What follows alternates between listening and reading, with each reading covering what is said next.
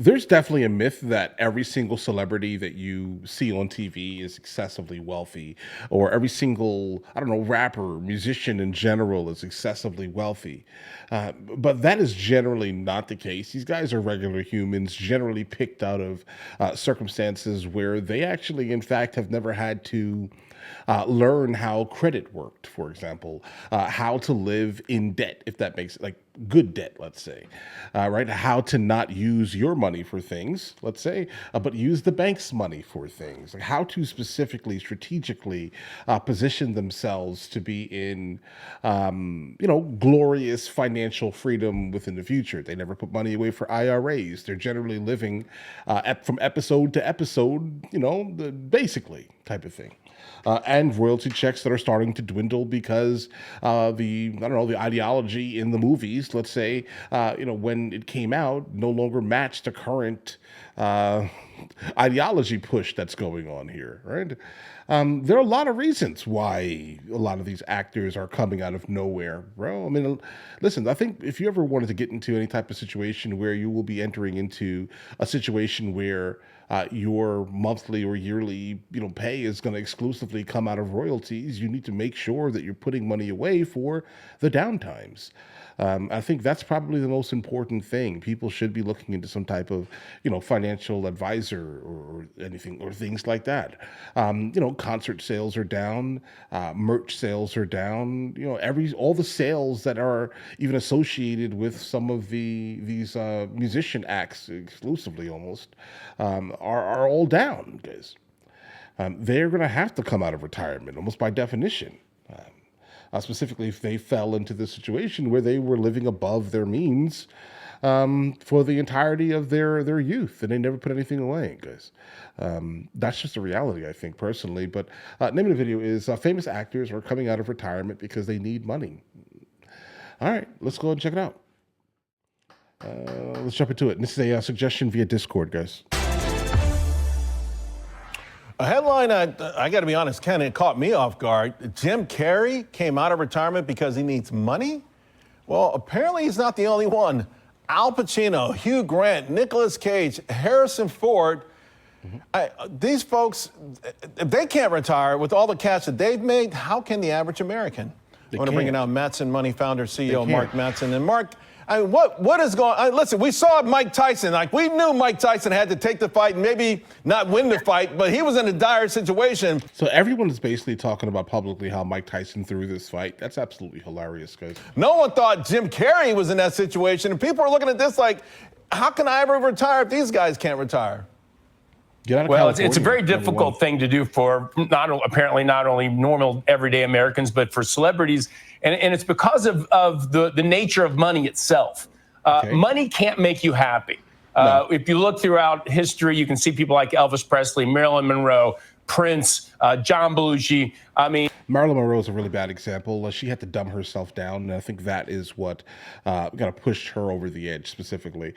Marilyn Monroe, absolutely super intelligent human, but she knew one thing. Intelligence generally does not appeal to the masses. You kind of have to be Mr. Beast type of thing, if that makes any sense. You need to dumb your content down or dumb everything about you down, right, for the masses to actually enjoy your content and the words that are coming out of your mouth. So I definitely would not put Marilyn Monroe specifically in that bunch. She knew exactly what she was doing. But the problem is that she could never be herself. She had to always be the silly, ditzy harlot. That was the exact opposite of who she was in reality. Howard Hughes, at the time, the richest person on the planet, they were very miserable, very unhappy. You had Jim Carrey said, I have enough, I've done enough, I am enough, but apparently he doesn't have enough.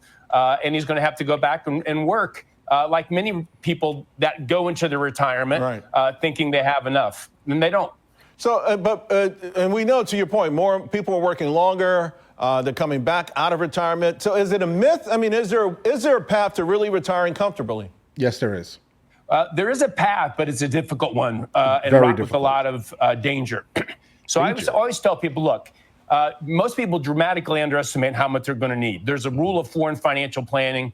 4%. It basically says for every $1 million, you can basically take $40,000 a year in income. And that's if you make absolutely no mistakes in your investing process. Right. So, most people don't want to retire on 40,000. So look, if you're going to have 120,000 a year, you're going to need $3 million bucks. And most people are dramatically under that. And then the second thing that they do is they take way too much risk in their investing process, often losing up to 50 to 75% of their money right when they need it the most.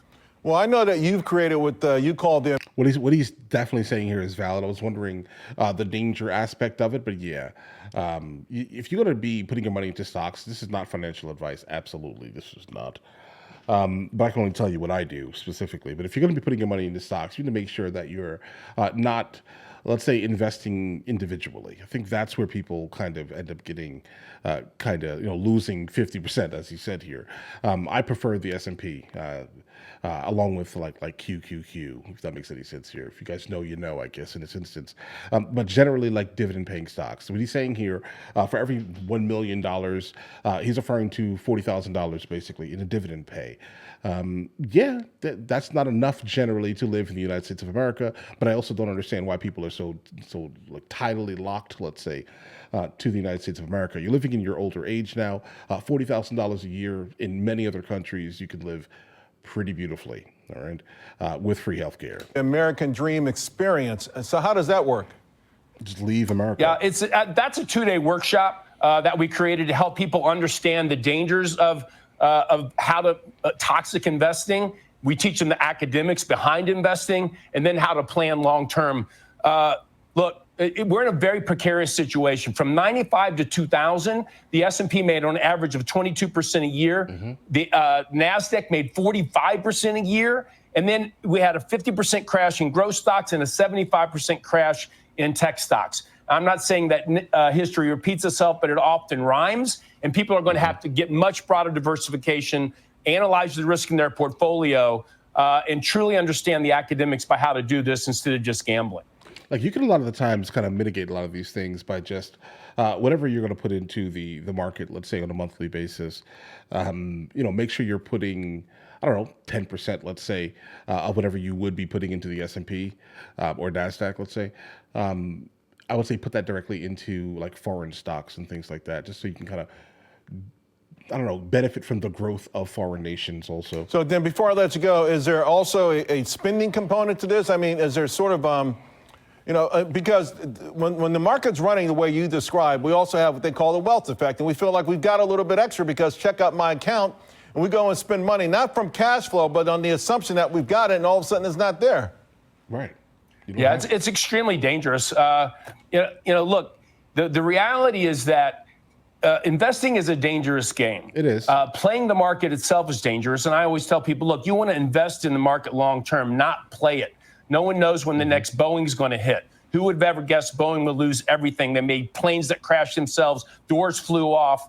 Had massive, terrible problems. Many companies have gone bankrupt. Mm-hmm. Broad diversification in large stocks, microcap, value, and international, and hedge your equity risk with high-quality short-term fixed income. That way, if the market does take a 50% hit, you have cash to rebalance and buy that while it's low. Right, and that's exactly what I was trying to say. Like, make sure, do not put all of your eggs in the basket, basically, I would say.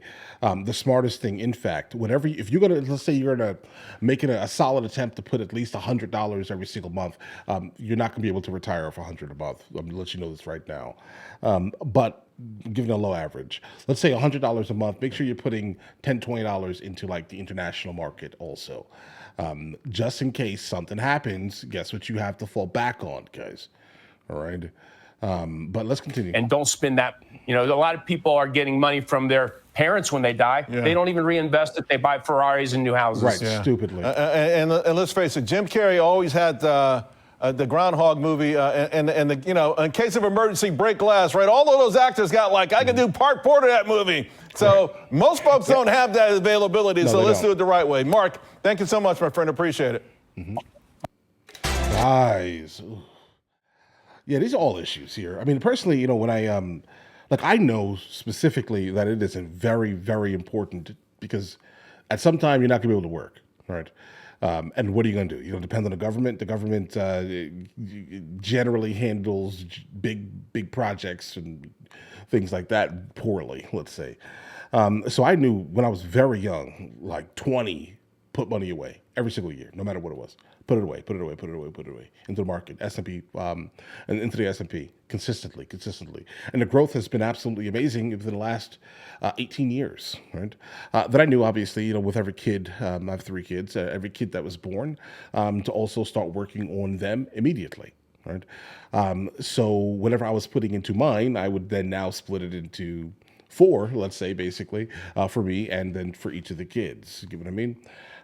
So by the time they are, I don't know, 21, let's say, they already have a gigantic, literally a gigantic nest egg that has been basically built off of, you know, and compounding for the entirety of their life. So when they're actually ready to retire, they can probably most likely retire off of let's say 125, what he stated here. Let's say 125 a year by the time they're 30, retire. And I think that's what I think we're missing. But I understand that this is also not a like my situation is not, let's say, this specific situation of every single American, obviously. But you could hopefully. If you do want to retire, that's kind of the way you kind of have to go. I'm not sure the methodology behind someone above the age of 40, let's say, being able to retire at all. Like I just don't see it unless you win a lottery, I would say. And that's just being just brutally honest here. I'm not sure you have enough time to allow for compounding to exist, let's say, successfully. Yeah, I don't think so, at least, guys. And he's right about that. It's about $1 million for, let's say, $40,000 a year, basically. Yeah, I just can't imagine. Like, you'd have to dump so much money. Yeah, you'd have to dump so much money, and no one has that type of money. Okay, so that's an issue here. Like, not even a high yield can bring you up to these numbers, guys. Not like literally, not even a high yield. I mean, but I guess you could put $1 million, do 1 million, and then live off of and the interest would probably be like what, $40,000 or so, even at a high yield if you get a good percentage, if I recall, at least. I think Robinhood is doing like 4.7 or so. I think I don't really use it, but there are a lot of places where you can kind of do these things. But this, like, guys, we can talk about it and talk about it and talk about it. But I'm just not sure that once you get to a certain age, you just don't have you don't have enough time to even start the process of compounding. So you could actually, at the very least, live off of your investments, guys. But my only thing is that if it is $40,000, it is whatever. It's whatever, basically.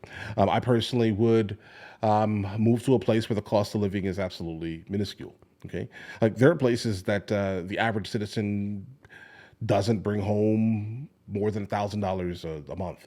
These places would absolutely be amazing for you to make 40. You get what I mean here? And there are a lot of beautiful places where that is a thing. Okay. So keep that in mind at all times. You are not locked to the United States of America, guys. You can go somewhere else. But all right, listen, you guys all have an absolutely amazing day. Enjoy your day thoroughly. This is my lightsaber. Hey guys, you guys subscribe to the other channels? Logical Movie Reviews with Mr. L. Boyd, along with Mr. L. Boyd Music. Oh, also, Mr. L. Boyd Discusses. Guys, check it out. And if you haven't heard it today, you're amazing.